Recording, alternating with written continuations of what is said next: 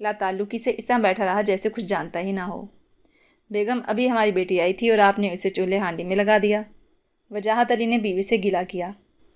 زرینہ بیگم نے شوہر کو سچ بتانا چاہا لیکن ہیرا نے اشارے سے منع کر دیا۔ مجبوراً انہیں خاموش ہونا پڑا، ورنہ وہ افزا کو وجاہت علی سے بھی سرزنش کرانے کا ارادہ رکھتی تھی۔ اتنی بد اخلاقی لڑکیوں کے لیے کوئی اچھی بات نہ تھی، لیکن اب ہیرا جھوٹ بول چکی تھی، اس لیے اس کو نبھانے کے لیے وہ خاموش ہو گئیں۔ اچھا خالہ جان، اب مجھے اجازت دیں، کافی دیر ہو گئی۔ حاذق نے اٹھتے ہوئے خالہ سے اجازت چاہی۔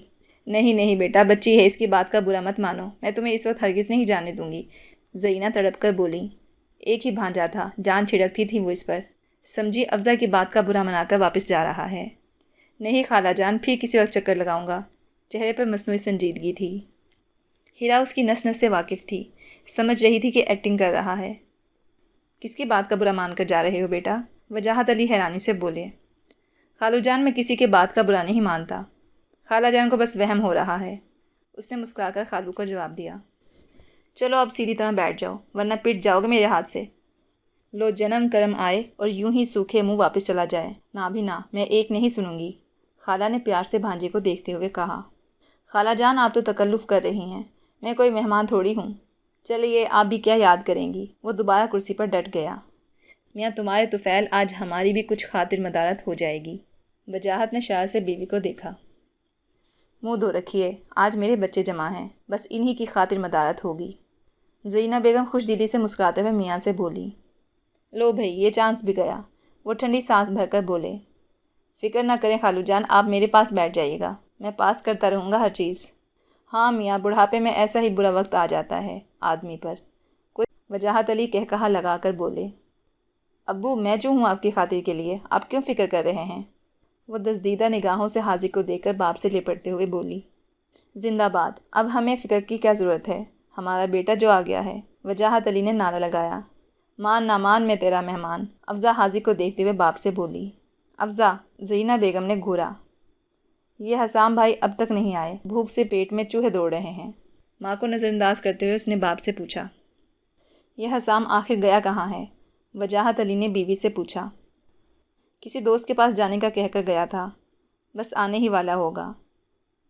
میں نے تو بہت کہا تھا کھانا کھا کر چلے جانا، لیکن مانا ہی نہیں، زرینہ بیگم نے جواب دیا۔ اب تک تو آ جانا چاہیے تھا۔ وجاہت علی نے گھڑی دیکھی۔ بیٹا بھوک لگی ہو تو کھانا کھا لو، حسام آئے گا تو بعد میں کھا لے گا۔ زرینہ بیگم نے بھانجے کو مخاطب کیا۔ نہیں خالہ جان، حسام کو آ لینے دیں، سب ساتھ ہی کھائیں گے، حاذق بولا۔ ٹھیک ہے بیگم، پھر جب تک ہم نماز پڑھ لیتے ہیں، وجاہت بیوی سے بولے۔ وہ اس بات میں سر ہلاتے ہوئے کھڑی ہوئی۔ تینوں اکیلے رہ گئے۔ بڑوں کے سامنے تو تم ایسے شریف بن جاتے ہو جیسے ساری شرافت تم پر آ کر ختم ہو گئی ہو، ہیرا تنزن بولی۔ تمہارے ساتھ میں نے ایسا کیا کیا ہے بھائی جو تمہیں میری شرافت پر شک ہو گیا ہے؟ وہ حیرانگی سے بولا۔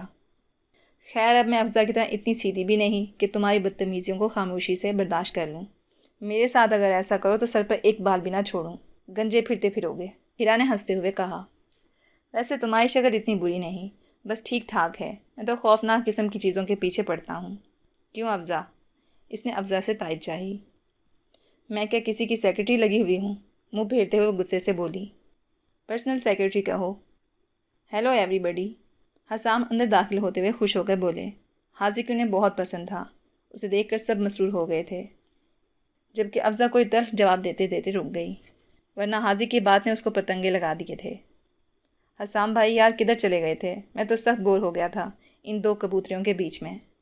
کبوتریوں کے بیچ میں کوا آئے گا تو ٹھونگے تو پڑیں گے ہی نا، ہیرا نے جلدی سے جواب دیا۔ حسام کہہ کر لگا کر رہ گئے۔ ہیرا نے اس وقت حاذق کے سانولے رنگ پر چوٹ کی تھی، بڑا برجستہ جواب تھا۔ افزا بھی نہ چاہتے ہوئے مسکرا دی۔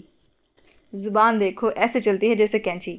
حسام بھائی، ان کا کہیں گزار نہیں ہو سکتا، مجھے تو لگتا ہے ہمیں اور آپ کو ہی قربانی کا بکرا بننا پڑے گا۔ حاذق کہاں باز آنے والا تھا۔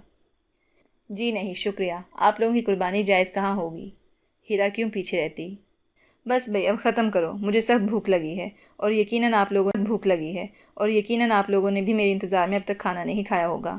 حسام جانتے تھے یہ جملے بازی ختم ہونے والی نہیں، اس لیے بیچ میں دخل دیتے ہوئے بولے۔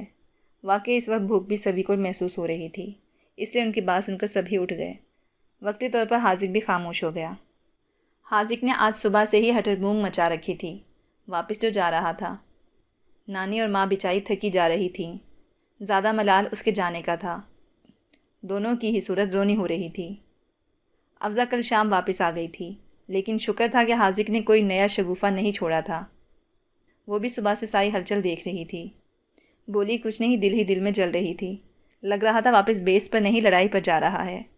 کچھ نانی اور خالہ کی دگرگوں حالت بھی نظر آ رہی تھی۔ دونوں ہی اس طرح اس پر صدقے واری ہوئی جا رہی تھیں کہ اسے ہنسی بھی آ رہی تھی۔ نانی جان تو ہمیشہ جب وہ چھٹی سے واپس جاتا تو بڑی اللہ آمین کے ساتھ امام ضامن باندھ کر 10 نصیحتوں سے رخصت کرتی۔ فلائٹ شام کی تھی۔ دوپہر سے ہی سب اس کے ارد گرد جمع تھے۔ ہیرا افزا کو بھی گھسیٹ لائی، حالانکہ وہ ذرا بھی جانا نہیں چاہ رہی تھی۔ پتہ تھا افزا کی شکل دیکھتے ہی حاذق کی زبان بےقل ہونے لگتی ہے، فوراً ہی پٹری بدل لے گا، لیکن ہیرا ایک نہیں مانی۔ سب کے سامنے بھلا حاذق کی مجال تھی۔ بیٹی تم اتنی دیر سے کہاں تھی؟ نظر ہی نہیں آئی۔ سلطانہ بیگم حاذق کی والدہ نے اپنے قریب ہی پلنگ پر جگہ بناتے ہوئے افزا کو بٹھایا۔ ہیرا بھی ساتھ ہی لگ کر بیٹھ گئی۔ ان سے کیا پوچھ رہی ہیں؟ ان کے ہمزاد سے پوچھیں، صحیح جواب تو وہی دے سکیں گی۔ حاذق کی ساری توجہ اسی طرف تھی۔ حاذق سچ کہہ رہی ہوں، میرے منہ مت لگنا، چلتے وقت کوئی الٹی سیدھی بات منہ سے نہ نکل جائے، سب میرے پیچھے پڑ جائیں گے۔ ہیرا نے بگڑ کر کہا، حاذق نے ہمزاد اسی کو کہا تھا۔ ارے تو اس میں اتنا برا ماننے کی کون سی بات ہے؟ مگر یہ بھی سچ ہے کہ پانی وہیں گرتا ہے جہاں نشیب ہو۔ حاذق کی بات پر سبھی مسکرا دیے۔ ہیرا دانت کچکچا کر رہ گئی۔ اس وقت حاذق کو کچھ کہنا دادی کے عتاب کو آواز دینا تھا، اسی لیے زہر کا سا گھونٹ پی کر رہ گئی۔ دیکھ لیا، اس لیے منع کر رہی تھی، افزا سرگوشی میں ہیرا سے بولی۔ یہ تمہارے منی بلاؤ بنے رہنے نے ہی یہ دن دیکھنا نصیب کیا ہے۔ ہیرا جل کر افزا پر الٹ پڑی۔ تم بھی مجھے کو ڈانٹ رہی ہو؟ افزا نے حیرت سے ہیرا کو دیکھا۔ تو پھر کسے ڈانٹوں؟ حاذق کو کھا جانے والی نگاہوں سے دیکھتے ہوئے ہیرا نے غصے سے کہا۔ بری بات، اس وقت خیر سے بچہ رخصت ہو رہا ہے، خبردار جو لڑ بھیڑ کر کسی نے بدشگونی کی۔ اے ہاں، کسی بزرگ کی کہاوت ہے کہ ہر وقت کی کائیں کائیں کل کل یا تو جان پر پڑتی ہے یا مال پر۔ جمیلہ خاتون نے دونوں بہوؤں اور بیٹی کو مخاطب کرتے ہوئے ان دونوں کو تنبیہ کی۔ چلو ہیرا، ہم یہاں سے چلتے ہیں۔ افزا نانی کی بات کا برا مانتے ہوئے ہیرا کا ہاتھ پکڑ کر کھڑی ہو گئی۔ نہیں نہیں میری جان، تم بیٹھو، اور خبردار حاذق جو تم نے میری بچیوں کو دوبارہ چھیڑا۔ سلطانہ بیگم نے دوبارہ پکڑ کر انہیں اپنے پاس بٹھا لیا۔ توبہ کریں امی، اب میرا ٹیسٹ اتنا گیا گزرا بھی نہیں کہ ان جیسی بچیوں کو چھیڑتا پھروں۔ ایسی تو ہر وقت میری جیبوں میں پڑی رہتی ہیں۔ وہ مسخرے پن سے بولا۔ حاذق میرے چاند، بہنوں کے لیے ایسی بات نہیں کہتے۔ سلطانہ بیگم خفگی سے بولیں، مگر لہجے میں کوٹ کوٹ کر پیار سمو رکھا تھا۔ ہیرا اور افزا کی جان ہی تو جل گئی۔ مامی، یہ ہیرا آپ پر کیوں نہیں گئی؟ یکایک ہی وہ سب کو نظر انداز کر کے بڑی ممانی سے مخاطب ہوا، جو بہت ہی کم گو تھیں، بلکہ اکثر لوگوں کا گمان ہوتا تھا کہ وہ کہیں گونگی تو نہیں۔ حاذق کے کہنے پر وہ صرف مسکرا دیں۔ جب ہی تو میں کہتا ہوں کہ بڑی مامی کے چہرے پر کیسا نور رہتا ہے، ہیرا تو کہیں سے بھی آپ کی بیٹی نہیں لگتی۔ وہ پھر ممانی سے مخاطب ہوا۔ میں خود منع کرتی ہوں بیٹا، زیادہ بولنے سے لڑکیوں کے منہ پر پکا پن آ جاتا ہے۔ کچھ اور نہ سوجا تو مامی بھی اس کی ہاں میں ہاں ملانے لگی۔ سچ کہہ رہی تھی تم افزا کہ یہاں بھیڑ کا چھتا بنا ہوا ہے، میں ہی پاگل تھی جو چلی آئی۔ چلو اٹھو، ہم اپنے کمرے میں ہی بھلے۔ ہیرا افزا کا ہاتھ پکڑ کر بگڑتی ہوئی وہاں سے چل دی۔ دیکھا مامی، میری ذرا سی بات کا کیسا برا مان گئی۔ مسکینی سے کہتے ہوئے اس نے بڑی ممانی سے شکایت کی۔ چھوڑو بیٹا، تم اپنا دل برا مت کرو، انہوں نے پیار سے سمجھایا۔ اے سلطانہ، یہ زرینہ ابھی تک نہیں آئی؟ پتہ تھا بھانجا جا رہا ہے۔ جمیلہ خاتون کو یکدم ہی دوسری بیٹی کا خیال آیا۔ حاذق خود مل کر آ گیا ہے، اب کیا کریں گی وہ آ کر؟ سلطانہ بیگم نے جواب دیا۔ اچھا، مجھے نہیں پتا تھا کہ یہ شیطان وہیں جا کر مل آیا ہے۔ نواسے کو پیار سے دیکھتے ہوئے وہ مسکرا کر بولی۔ بھلا میں خالہ جان سے ملے بغیر جا سکتا تھا؟ وہ فخر سے گردن اکڑا کر بولا۔ بیٹا، خالہ سے اتنی محبت اور خالہ کی بیٹی کے ہر وقت درگت بناتے رہتے ہو۔ چھوٹی ممانی اسما نے بھی گفتگو میں حصہ لیا۔ درگت کہاں چھوٹی مامی، بس ذرا لطف آ جاتا ہے، وہ چٹخارا لے کر بولا۔ تمہارے مزے میں وہ بیچاری ہی کیوں ملوث ہے آخر؟ زرینہ کو پتہ چلے گا تو کیا سوچیں گی؟ چھوٹی مامی بولی۔ آپ شرط لگا لیں وہ کچھ نہیں سوچیں گی، بلکہ الٹا اسی کو ڈانٹیں گی۔ بری بات حاذق، میرا تو نام ہی بدنام ہے، ورنہ تمہیں بگاڑنے میں سب کا ہی ہاتھ ہے، نانی نے افسوس بھرے لہجے میں کہا۔ پلیز نانی جان، آپ تو یوں نہ کہیں، میں وہاں بے چین رہوں گا اور پھر زندگی کا کیا بھروسہ؟ مجھے تو مر کر بھی چین نہیں ملے گا کہ میری نانی جان مجھ سے خفا تھیں۔ وہ جلدی سے نانی کے قریب آ کر سنجیدگی سے بولا، بیٹا تم نے تو میری دکھتی رگ دبا رکھی ہے، میں کہاں ناراض ہوں، وہ تو بس یوں ہی منہ سے نکل گیا، تم اپنا دل برا مت کرو۔ چلو میں نے اپنے الفاظ واپس لیے، جمیلہ خاتون ضد چھو کر بولی۔ اماں آپ بھی اس کی باتوں میں آ جاتی ہیں، ایک نمبر کا اداکار ہے، سلطانہ بیگم نے ماں کو تسلی دی۔ اچھا امی، میں تھوڑی دیر آرام کر لوں، آپ لوگ باتیں کریں۔ حاذق نے اٹھتے ہوئے ماں سے اجازت لی۔ ہاں ہاں جاؤ، سفر بھی کرنا ہے، تھوڑی دیر آرام کر لو، سلطانہ بیگم نے خوشی سے اجازت دے دی۔ لیکن آرام کا تو محض بہانہ تھا۔ افضا اور ہیرا جس طرح اٹھ کر گئی تھیں وہ دیکھنا چاہتا تھا کہ اس کا کیا رد عمل ہوتا ہے، اس لیے سیدھا افضا کے کمرے میں چلا آیا۔ ہیرا شاید اپنے کمرے میں جا چکی تھی۔ افضا اکیلی ہی بیٹھی ہوئی کوئی کتاب دیکھ رہی تھی۔ قدموں کی چاپ پر سر اٹھا کر دیکھا، لیکن پھر فوراً ہی دوبارہ کتاب پر نظر جما دی، جیسے اس کے آنے یا جانے کی پرواہ ہی نہ ہو۔ بھئی مہمان آتا ہے تو اس کی کچھ خاطر مدارت کرتے ہیں۔ وہ سیدھا جا کر اس کے سامنے والی کرسی پر بیٹھ گیا۔ افضا پھر بھی خاموش رہی۔ میں نے کہا کیا میری جانے کا بہت ہی افسوس ہے جو یوں خاموش اور اداس بیٹھی ہو؟ اس نے پھر تیر چھوڑا۔ افضا اس پر ایک تیز نظر ڈال کر دوبارہ کتاب میں محو ہو گئی۔ راحت جان رو افضا یوں مت دیکھو ورنہ میں بیچارہ یہیں پر شہید ہو جاؤں گا، اس نے پھر چھیڑا۔ آخر آپ چاہتے کیا ہیں؟ کتاب کو سائڈ ٹیبل پر رکھ کر وہ تیز لہجے میں بولی۔ اب ہوئی نا بات کہ آخر میں چاہتا کیا ہوں؟ تو بھائی میں یہ معلوم کرنا چاہتا ہوں کہ تم میری پاسنگ آؤٹ پر آ رہی ہو یا نہیں۔ وہ بڑے اطمینان سے بولا۔ لگتا ہے خاندان بھر میں کوئی آفیسر نہیں ہے جو آپ ہر ایک کو دکھانا چاہتے ہیں کہ دیکھو میں آفیسر بن گیا ہوں۔ وہ چڑ کر بولی۔ میں اس وقت کسی بات کا جواب نہیں دوں گا، بس مجھے اپنی بات کا جواب چاہیے۔ وہ اس کی بات نظر انداز کر گیا۔ میرے پاس اتنا فالتو وقت نہیں ہے کہ ہر ایرے گہرے کے لیے برباد کرتی پھروں۔ وہ صاف گوئی سے بولی۔ میں ایرا گہرا ہوں؟ وہ گھرایا۔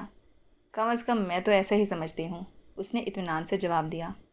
خیر یہ تو تمہیں بعد میں پتہ چلے گا کہ کون غیر ہے اور کون اپنا۔ پہلے یہ سن لو کہ تم میری پاسنگ آؤٹ پر آ رہی ہو، ورنہ نتیجے کی ذمہ دار تم خود ہوگی۔ یہاں رہ کر میں وہ کچھ نہیں کر سکتا جو وہاں بیٹھ کر کر سکتا ہوں۔ وہ لفظ چبا چبا کر بولا۔ مطلب کیا ہے آپ کا؟ افضا تیزی سے بولی۔ مطلب تم خوب سمجھتی ہو، لیکن پھر بھی سمجھائے دیتا ہوں کہ تمہیں ہر حال میں آنا پڑے گا۔ انداز حتمی تھا۔ یہ کوئی زبردستی ہے؟ وہ چڑھتے ہوئے بولی۔ بس میرے دوستوں کو تم سے ملنے کا بڑا اشتیاق ہے، زیر لب مسکراہٹ کے ساتھ اس نے بتایا۔ کیوں؟ کیا میں کوئی نمائشی چیز ہوں؟ افضا مزید چڑھ گئی۔ نہیں، بس وہ کٹورا خانم راحت جان رو افضا سے ملنا چاہتے ہیں۔ نیموا آنکھوں سے افضا کو دیکھتے ہوئے وہ اطمینان سے بولا۔ کیا ٹکٹ لگانے کا ارادہ ہے؟ افضا نے طنزیہ انداز میں رازداری سے پوچھا۔ اب اتنا گیا گزرا بھی نہیں ہوں، بس انوکھی چیز سبھی دیکھنا چاہتے ہیں، اور نہ بھی دیکھنا چاہیں بس تمہیں آنا ہے، ورنہ پھر بعد میں نہ کہنا کہ میں نے بتایا نہیں۔ وارننگ دینے والا انداز تھا۔ افضا کو رونا آنے لگا۔ بھلا یہ بھی کوئی تک تھی؟ مذاق کی بھی ایک حد ہوتی ہے۔ اپنے آنسو چھپانے کو وہ کتاب پر جھک گئی۔ افضا کی نگاہیں بڑی شکایتی انداز میں اٹھیں۔ ڈب ڈباتی آنکھوں سے اس نے ایک لمحے کے لیے اس کی طرف دیکھا اور پھر خاموشی سے جھکا لی، اور وہ دیکھنا بھی یہی چاہتا تھا۔ اچھا میں چلوں، میری بات یاد رکھنا، یہ کہتے ہوئے جھپاک سے نکلتا چلا گیا، اور افضا بلک کر رو پڑی۔ کیسے کیسے نت نئے طریقوں سے آزماتا تھا وہ اس کے صبر کو۔ حاذق کیا گیا، نانی جان پورے گھر میں بلائی بلائی پھرتیں، جیسے کوئی قیمتی چیز کھو گئی تھی جس کی انہیں تلاش تھی۔ افضا بھی آج کل اپنے گھر گئی ہوئی تھی۔ دو ایک بار اس کو بلوا بھیجا، لیکن زینہ بیگم کی طبیعت کچھ خراب تھی، اس لیے وہ آ نہیں سکی۔ اس لیے آج کل ہیرا ہی ان کے ارد گرد نظر آتی، باقی سب لوگوں کو کہاں فرصت تھی کہ ان کی دلجوئی کرتے۔ بیٹے دونوں ویسے بھی ملک سے باہر تھے، بہوؤں کو بال بچوں سے فرصت نہ ملتی، لڑکوں کی اپنی علیحدہ مصروفیت۔ حاذق کو گئے کافی دن ہو گئے ہیں، ذرا کسی دن فرصت ہو تو اس کا کمرہ جھاڑ پونچھ دینا۔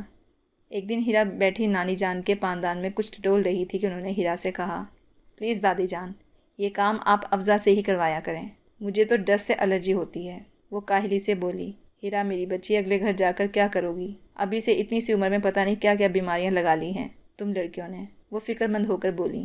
بس نانی جان دعا کیا کریں، میں خود بعض اوقات فکر مند ہو جاتی ہوں۔ ہیرا ایک حرفوں کی بنی ہوئی تھی، خاصی سنجیدگی سے بولی۔ ماں سے کہو کسی اچھے ڈاکٹر کو دکھلائے، انہوں نے مشورہ دیا۔ ابھی پچھلے مہینے تو چیک کروایا تھا۔ دادی جان بس ڈاکٹر کہتا ہے مٹی دھول سے دور رہا کرو، وہ لاڈ سے بولی۔ اچھا تو پھر ٹھیک ہے، افضا آ جائے تو اس سے کروا لوں گی۔ اپنے بچے کا کمرہ میں خود صاف کر لیتی، لیکن اب بوڑھی ہڈیوں میں جان نہیں ہے۔ وہ تھکی تھکی آواز میں بولی، دادی جان، یہ افزا اس مرتبہ کچھ زیادہ دن ہی نہیں رہ لی وہاں۔ ہیرا نے موضوع بدلا، زرینہ کی طبیعت ٹھیک نہیں اس لیے نہیں آئی، ورنہ میرے بغیر بھلا وہ اتنے دن رہ سکتی ہے؟ نانی نے محبت سے کہا۔ اور ہم تو جیسے آپ کے کچھ لگتے ہی نہیں، ہیرا نے شکوہ کیا۔ بیٹا تم تو میری سب کچھ ہو، میری پہچان ہو، بس 2 بیٹوں میں لے دے کر وہ اکیلی ہے، اس لیے ذرا زیادہ توجہ بٹور لیتی ہے میری، تم اپنا دل برا مت کیا کرو۔ دادی نے پیار سے پوتی کو سمجھایا۔ چلیں کوئی بات نہیں، میں ابھی افزا کو فون کرتی ہوں، فوراً چلی آئے۔ دراصل ہیرا کا خود بھی اب دل نہیں لگ رہا تھا افزا کے بغیر، دونوں گہری سہیلیاں تھیں۔ ہاں فون کر دیکھو، زرینہ کی طبیعت سنبھل گئی تو آ جائے، 1 آدھ دن گزار کر پھر چلی جائے، جمیلہ بیگم نے کہا۔ ٹھیک ہے پھر میں ابھی فون کرتی ہوں۔ ہیرا کو تو اشارہ چاہیے تھا، فوراً ہی فون کرنے دوڑی۔ بیٹا ذرا سنبھل کے، بالکل ہی باؤلی ہو جاتی ہیں بعض اوقات یہ لڑکیاں، جمیلہ بیگم نے پیچھے سے آواز لگائی۔ ذرا دیر بعد ہیرا نے آ کر بتایا کہ زرینہ بیگم کی طبیعت بالکل ٹھیک ہے، افزا شام تک آ جائے گی۔ دادی جان میں ذرا گھر کا کام ختم کر لوں، پھر شام کو افزا آ جائے گی تو پتہ نہیں ٹائم ملے یا نہیں، امی الگ ڈانٹیں گی۔ ہیرا دادی سے کہہ کر باہر نکل گئی۔ لو بھلا، افزا کیا کہیں باہر سے آ رہی ہے جو اس لڑکی کو کام ختم کرنے کی فکر پڑ گئی۔ عجیب لاؤبالی اور بے وقوف ہے ہیرا میری، جمیلہ خاتون منہ میں بڑبڑائی۔ شام کو زرینہ بیگم خود ہی افزا کو چھوڑنے چلی آئیں۔ ماں سے ملے ہوئے بھی کافی دن ہو چکے تھے، سو اس بہانے ان سے ملنے بھی آ گئیں۔ نانی سے 2 دن کی دوری بھی اسے گراں گزرتی تھی، اور آج پورے 15 دن بعد انہیں دیکھا تھا۔ والہانہ انداز میں لپٹی رہی کتنی دیر تک۔ ماں نانی نواسی کی محبت دیکھ کر خاصی متاثر ہوئیں۔ اماں آپ ہی چلی آتی میری طرف، ماں کو اس قدر افسردہ دیکھ کر انہوں نے کہا۔ بیٹا آ تو جاتی، پر بس حاضر کا ابھی تک کوئی خط نہیں آیا نا، اس وجہ سے دل نہیں چاہا۔ خیر سے خیریت سے پہنچنے کا خط آ جاتا تو میں بے فکر ہو جاتی، انہوں نے فکر مند انداز میں بیٹی کو سمجھایا۔ اچھا نانی جان، ان کے خط کے انتظار میں آپ مجھ سے ملنے نہیں آئی؟ بس پتہ چل گیا آپ کو مجھ سے زیادہ ان کی پرواہ ہے۔ افزا فوراً برا مان گئی۔ نہیں نہیں میری چندا، تم دونوں تو میری دونوں آنکھیں ہو، ویسے پیار سے چمٹاتے ہوئے بولی۔ اور دادی جان مجھے کہاں فٹ کریں گی؟ ہیرا ہنس کر بولی۔ بیٹا تم سب میرے دل کا چین ہو، وہ پیار سے ہیرا کو دیکھتے ہوئے بولی۔ ویسے تصیح آپ نے بڑی زبردست کی ہے، ہیرا نے محبت سے دادی کو دیکھا۔ ارے تم سب کے دم سے تو میری زندگی ہے، ورنہ اب میں جیوں یا مروں کیا فرق پڑتا ہے؟ جمیلہ بیگم نے ٹھنڈی سانس بھری، شوہر کو یاد کر کے دل بھر آیا تھا۔ اللہ نہ کرے جو آپ کو کچھ ہو۔ افزا اور ہیرا کے منہ سے بیک وقت نکلا۔ اچھا اب جاؤ، ماموں اور بہن بھائیوں سے بھی مل لو، سبھی تمہیں بہت یاد کر رہے تھے۔ زرینہ تو شاید جا چکی ہیں، انہوں نے افزا سے کہا۔ جی شاید امی انہی کے پاس گئی ہوں گی، میں بھی مل آؤں، پھر آ کر آپ سے باتیں کروں گی۔ آؤ ہیرا، افزا یہ کہتے ہوئے کمرے سے باہر نکل آئی۔ کسی نے ٹھیک ہی کہا ہے کہ اپنی اولاد سے زیادہ اولاد کی اولاد پیاری ہوتی ہے، جمیلہ بیگم نے دونوں کو جاتے دیکھ کر پیار سے مسکرا کر سوچا۔ افزا کے آ جانے سے انہیں لگ رہا تھا جیسے رونق سی آ گئی ہو۔ اللہ میرے سب بچوں کو خوش و خرم اور سلامت رکھے، دودھوں نہائیں اور پوتوں پھلیں، نظر بد سے بچے رہیں۔ بے ساختہ ان کے دل سے دعا نکلی۔ تھوڑی دیر بعد ہی سب سمٹ کر ان کے کمرے میں جمع ہو گئے۔ کافی دیر تک رونق رہی۔ رات کے کھانے کے بعد زرینہ بیگم افزا کو ماں کے پاس چھوڑ کر واپس اپنے گھر چلی گئیں۔ رات دیر تک افزا اور ہیرا انہیں گھیرے بیٹھی رہیں۔ یوں بھی حاضر کی غیر موجودگی میں وہ بڑی کھلی کھلی رہتی، ورنہ تو ہر وقت ایک ڈر سا غالب رہتا تھا۔ دوسرے دن صبح ہی صبح افزا کالج چلی گئی۔ دوپہر کو واپس آئی تو نانی بڑی خوش نظر آئیں۔ کیا بات ہے نانی جان، بڑی مسرور نظر آ رہی ہیں؟ کھانا کھاتے ہوئے اس نے غور سے نانی کو دیکھ کر پوچھا۔ ارے بیٹا بس اسی شیطان میں جان اٹکی ہوئی تھی، اس کا خط آ گیا، خیر خیریت پڑھ کر دل کو سکون آ گیا، نانی نے خوش ہو کر بتایا، جبکہ افزا کا منہ حلق تک کڑوا ہو گیا۔ توبہ ہے، میں نہیں آئی تھی تو خط بھی نہیں آیا، اور میرے آتے ہی خط بھی آ گیا۔ وہ منہ بنا کر بڑبڑائی۔ کیا ہوا افزا بیٹا، خاموش کیوں ہو گئی؟ جمیلہ بیگم نے پوچھا۔ نانی جان کا خیال ہے مجھے ڈھول تاشے بجانے چاہیے، وہ دل ہی دل میں بولی۔ ارے کیا سانپ سونگھ گیا تمہیں؟ جمیلہ بیگم نے نواسی کو گھورا۔ نانی جان کھانا کھا رہی ہوں، آپ ہی تو کہتے ہیں کھانا کھاتے وقت بولنا نہیں چاہیے، گناہ ہوتا ہے، اس نے بات بنا لی۔ ہاں یہ تو ٹھیک ہے، تم ایسا کرو کھانا کھا کر ذرا کمر سیدھی کر لو، پھر ذرا حاضر کے کمرے کی صفائی کر دینا، انہوں نے افزا سے کہا۔ کیوں، کیا وہ پھر آ رہے ہیں؟ افزا کے ہوش اڑے۔ نہیں بھئی، بچہ جب سے گیا ہے اس کا کمرہ گندا پڑا ہے، اور پھر اس کے آنے جانے کا کچھ پتہ چلتا ہے کیا؟ نہ جانے کس وقت آ جائے، لہجے میں پیار سمو کر وہ مسکراتے ہوئے بولی۔ اللہ نہ کرے، افزا نے آہستہ سے کہا۔ اللہ نہ کرے، افزا نے آہستہ سے کہا۔ کیا کہہ رہی ہو؟ 1000 مرتبہ کہا ہے اونچی آواز میں بولا کرو، جمیلہ بیگم نے اس کے ہونٹ ہلتے دیکھ کر کہا۔ افزا کے پاس کوئی جواب ہوتا تو دیتی، اس لیے خاموشی رہی۔ شاباش میرا چاند، کھانا کھا کر بھائی کا کمرہ ضرور صاف کر دینا۔ وہ ایک تو کافی دن بعد آئی تھی، اور دوسرے نانی جس قدر خوش تھیں ان کی خوشی کو ختم نہیں کرنا چاہتی تھی، اس لیے کچھ نہ کہہ سکی کہ اس ظالم کا کمرہ مجھ سے صاف نہیں ہوگا، यही सोचते सोचते उसने खाना ख़त्म किया और अपने कमरे में आकर लेट गई। लेकिन जमीला बेगम को कहाँ सुकून था। आधा घंटा भी नहीं गुजरा था कि वो उसके सर पर आन मौजूद हुई। बेटा काफ़ी देर हो गई है, बस अब उठ जाओ। हाजी का कमरा साफ़ कर दो और ज़रा कपड़ों को धूप भी लगा देना। काफ़ी दिन हो गए यूं ही अलमारी में टंगे टंगे। लेकिन नानी अम्मा अलमारी की चाबी कहाँ है? उसने पूछा। अरे हाँ, चाबी तो वो साथ ही ले जाता है। मेरी भी अकल ख़राब हो गई। बस फिर ऐसा करो, खाली कमरा ही झाड़ पूंछ डालो। अफ़ज़ा नागवारी से उठ गई। नानी का हुक्म भी तो टाल नहीं सकती थी। कमरा क्या, पूरा कबाड़ खाना था। कोई चीज़ अपने ठिकाने पर न थी। यहाँ तक कि बूट पॉलिश करने का ब्रश भी ज़मीन पर पड़ा था। नखरे देखो, ये पहनूंगा, वो खाऊंगा, और हरकतें ऐसी। बच्चे भी अपनी चीज़ें संभाल कर रखते होंगे। फजूलियात से फ़ुर्सत मिले तो किसी चीज़ का होश रहे ना। फजूलियात से फ़ुर्सत मिले तो किसी चीज़ का होश रहे। 24 घंटे तो दिमाग पर शैतान सवार रहता है। बड़बड़ाते हुए जो उसने बेख्याली में झाड़ा अलमारी पर मारा। चाबी खट से उसके पैरों के पास उछलकर गिरी। अलमारी के हैंडल पर हाथ रखा तो वो खुला हुआ था। लो, अच्छा बहाना था कि चाबी नहीं, इसलिए किस तरह कपड़ों को धूप लगाऊं। अब अगर नानी जान को देती हूँ चाबी, फ़ौरन ही लगे हाथों कपड़ों को धूप लगाने का कह देंगी। इसलिए बेहतर है चाबी छुपा दी जाए। मगर फिर एकदम ही उसे ख्याल आया, हाजिक हर वक्त उसे तंग करता रहता है, क्यों ना मौके से फ़ायदा उठाकर अलमारी से कोई कीमती चीज़ गायब कर दी जाए। इसके फरिश्ते को भी मालूम नहीं हो सकेगा कि वो चीज़ किसने गायब की। मुसरत से सोचते हुए उसने अलमारी खोली और एक एक चीज़ का जायज़ा लेने लगी। सामने ही हैंगरों में उसके सूट टंगे हुए थे। उनको खिसकाया तो 14 तबक रोशन हो गए। फटी फटी आंखों से वो इस कद आदम तस्वीर को घूरे जा रही थी, जो बड़ी चाबक दस्ती से हैंगरों के आड़ में अलमारी के अंदर चस्पा थी। या इलाही, वो बेहोश हो जाने की हद तक अपने होश और हवास खो रही थी। जल्दी से अलमारी को लॉक करके कुछ और समझ ना आया तो हाँपते कांपते दौड़कर हीरा को बुला लाई। उसकी हालत देखकर हीरा भी डर गई। हाजिक के कमरे को अंदर से लॉक करके वो हीरा को हाथ पकड़कर खींचती हुई अलमारी के करीब लाई और अलमारी के पट खोले। हैंगर अभी तक एक साइड पर खिसके हुए थे और सामने ही अफ़ज़ा की फुल साइज़ तस्वीर बड़े खूबसूरत हाशिए में जड़ी हुई थी। हीरा हैरानगी से कभी अफ़ज़ा को देख रही थी और कभी तस्वीर को। ये सब क्या है? उसने हकलाते हुए अफ़ज़ा से पूछा। इतना तो उसे भी पता था कि ये कमरा हाजिक का है और अलमारी भी। अलमारी के अंदर हाजिक की सबसे बड़ी दुश्मन की तस्वीर। ज़रा गौर से तो देखो, हाशिए के ऊपर बड़ी खूबसूरती से शेर लिखा हुआ था। डूब कर मैंने इतना समझ तो लिया, बहरे उल्फत में हैं कितनी गहराइयाँ। हीरा ने ज़ोर से शेर पढ़ा तो गोया अफ़ज़ा को होश आ गया। जल्दी जल्दी हैंगर बराबर किया और अलमारी को लॉक करके चाबी बिस्तर के गद्दे के नीचे रख दी। अब मैं समझी, हीरा कुछ सोचते हुए बड़बड़ाई। क्या? अफ़ज़ा ने डर कर पूछा। वो तुम्हें राहत जान रू अफ़ज़ा क्यों कहता है? और फिर इस दिन अपने बच्चों के नाम भी तो तुम्हारे नाम की निस्बत से रख रहा था। हीरा गौर से अफ़ज़ा को देखते हुए बोली। तो फिर? अफ़ज़ा डरते हुए बोली। अरे कोड़मक्स, इतना भी नहीं समझी, वो तुझे पसंद करता है। हीरा ने बुजुर्गाना अंदाज में कहा। वो कैसे? अफ़ज़ा सहम कर 2 कदम पीछे हट गई। वाकई हाजिक ने तुम्हें ठीक ही कम अकल कहा है, हीरा ने चिढ़कर जवाब दिया। मेरी कुछ समझ में नहीं आ रहा। तुम अपना फ़लसफ़ा अपने पास ही रखो। शायद वो रोने की तैयारी कर रही थी। डूब कर मैंने, अरे इन्हीं नैन कटोरों में तो डूबा है वो। हीरा खिलखिलाकर हंस पड़ी। अफ़ज़ा की डबडबाती आंखें आज उसे खुद भी हैरत अंगेज़ हद तक खूबसूरत लग रही थी। यार, तीर तो बड़ा ज़बरदस्त मारा है तुमने, लेकिन सताया भी बहुत है उसने तुम्हें। बदला लेने का वक्त तो अब आया है। साहबजादे के 14 तबक रोशन ना कर दिए हों तो हीरा से कुछ और नाम रख लेना। अपने चेहरे पर हाथ फेरते हुए वो मुस्कुराकर बोली। क्या करोगी तुम? खबरदार जो नानी जान तक ये बात पहुंची। अफ़ज़ा कड़े तेवरों से बोली। खैर, उन तक कौन पहुंचाएगा ये बात? पहले तो तुम मेरी तरफ से मुबारकबाद कबूल करो, और उसको तो ऐसा सबक सिखाऊंगी कि मुद्दतों जब तक जिएगा याद रखेगा। हीरा अफ़ज़ा का हाथ दबाते हुए जोश से बोली। ये तुम मुझे किस खुशी में मुबारकबाद दे रही हो?